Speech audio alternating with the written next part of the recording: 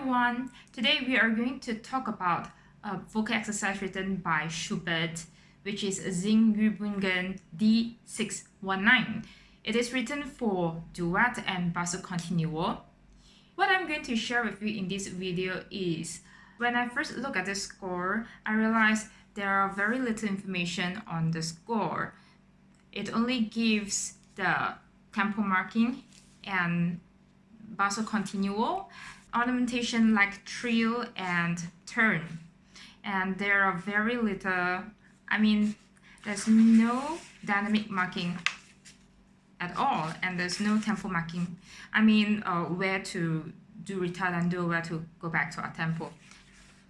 While I was preparing this music, I went to a workshop, the Quarante from J.S. Bach's Partita in A minor. So the lecturer is Teddy Huang, and what I'm going to discuss in the following section is that I'm going to analyze how Janet Baker sings and how it's so related to the workshop that I went. Okay, now I'm going to jump right into how to sing this music, how to sing this exercise. If I'm going to borrow the knowledge from Teddy Huang, there are a few quick tips. The first thing is, if you see ascending, then you do crescendo. And if you see descending scale, you sing decrescendo. That is the small phrase.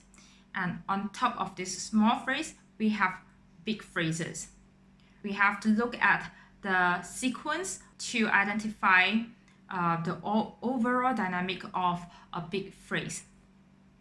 And then from this concept, we have to insert the articulation to give a sense of speech in the music so that we sound like we are speaking.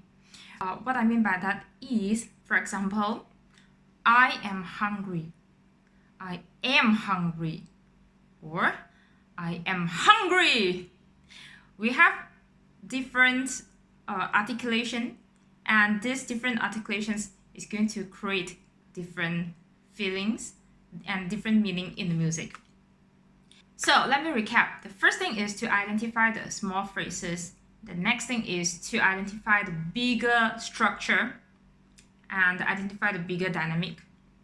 And on top of that, we have to add in the articulation. So in the flute lesson, we have something called tonguing, which we don't really have in vocal. So if I'm going to translate the tonguing into the vocal, before that, I'm assuming whoever is watching this video is singers.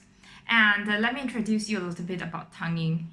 In flute playing, they actually play flute with their tongue, like ti di ri ti. That's what I learned from the master class. Or ti di. And the reason of using this different articulation is because we want to have a contrast in a phrase, in the music, so that we have less equality. So if you're going to change, if you're going to convert this flute language into the language of singing, in one of the rehearsals with Vincent, he asked a question, and the question is, isn't this not legato? And I answer him that this is legato that contains staccato. So I think this is a very similar concept based on what I learned from Teddy Huang. We build articulation on top of the phrasing. Now let's do some exercise, and please look at bar 31 to 34. First, let's identify the smaller phrases. So if you see the direction of the notes going down, then you do decrescendo, and if you see the direction of the notes going up, then you crescendo it. All right, so here's what I do.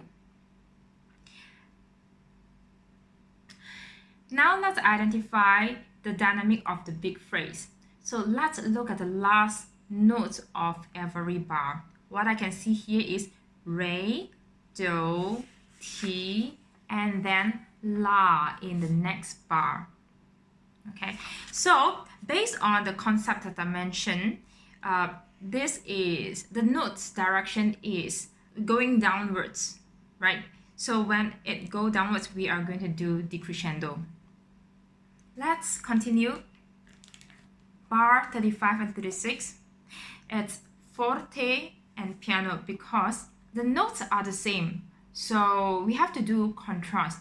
In bar 35, I put it as forte, and then bar 36, I put it as piano. The reason for it is because the music is creating the tension and it has to go to a highest point, and that is where the music arrives, bar 35. And from bar 37, I will do decrescendo all the way to bar 39.